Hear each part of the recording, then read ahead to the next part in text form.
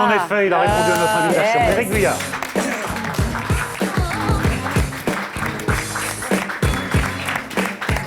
Asseyez-vous, je vous en prie.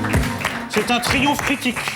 Et d'ailleurs, on n'est pas le seul à vous soutenir. Vous avez obtenu le prix du Parisien, dont le parrain du jury était Laurent Ruquier, que nous saluons. Donc, c'est la preuve qu'un roman exigeant peut rencontrer non seulement la faveur critique, mais la faveur du public. Moi, ce qui m'a le plus impressionné, c'est comment vous avez réussi à trouver la distance entre l'œuvre littéraire et le témoignage. Parce que là, nous, on s'étouffe d'indignation. Parce que si on résume votre livre, vous montrez comment les Américains ont perpétré un génocide et obligé les survivants du génocide à commercialiser les produits dérivés du génocide. Donc ça aurait pu être un pamphlet, vous avez décidé d'en faire une œuvre littéraire, une fiction. Pourquoi ce choix ?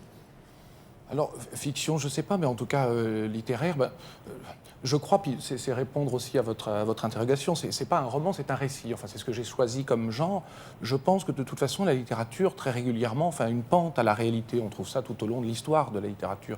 Je crois même qu'elle s'adosse à une nécessité ou d'un rapport accentué à la réalité ou à ce qu'on peut appeler la vérité de manière comme ça générique. Alors, ce choix, c'est parce que, moi, j'écris et je pense que la littérature a quelque chose à dire qui n'est pas justement le travail de l'historien non plus. Je ne suis pas un spécialiste de cette période, je n'ai pas travaillé 15 ans. On apprend beaucoup de choses quand même, c'est très documenté. Oui, bien sûr, mais je pense que, par exemple, il y a de nombreux aspects, mais ce qu'on appelle l'incarnation, très souvent on dit les romanciers incarnent, ça n'est pas quelque chose de simplement... il ne s'agit pas simplement de mettre des personnages en scène, etc. Je crois que ça accentue quelque chose, ça déverrouille une sorte d'indifférence, au fond, que peu ou prou le discours, disons, ordinaire nous oblige à tenir.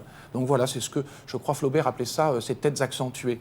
C'est aussi les caricatures de Daumier qui nous disent une vérité, au fond, sur les notaires. Oui, mais dans la caricature de Daumier, il y a quand même quelque chose d'assez clair sur le fait que ce soit caricaturé. Tandis que là, moi, la question que je vous pose, c'est est-ce que vous avez les documents historiques qui permettent de prouver que le massacre dont vous nous parlez a effectivement été mis en scène ensuite avec les descendants, les frères, les sœurs, les oncles, les tantes de ces gens qui ont été massacrés. Ça, c'est vrai. Oui, ça, tout à fait. Ce qu'il y a, c'est que tout est une affaire de composition, de montage dans un livre. Un historien qui vous raconterait au long cours, sur 400 ou 500 pages, toute l'histoire du Wild West Show. Les épisodes se retrouveraient, mettons là, à 50 pages d'écart. Ça ne fait pas le même effet que quand il y a cette composition qui consiste à faire qu'à 2 chapitres près, on a le massacre et la bataille, avec le mot bataille en Italie. Alors, dernière chose, pour être complet sur le cas Vuillard, la sortie de votre film, Matteo Falcone, c'est imminent. Oui, c'est le 26 novembre. Le 26 novembre. Alors, une autre occasion de revenir nous voir. En tout cas, merci beaucoup de votre visite et félicitations pour ce livre qui a conquis tous nos chroniqueurs. Merci beaucoup. Merci. Au revoir. Au revoir. Merci. Moi, j'aime bien quand vous êtes enthousiaste. Bah ouais.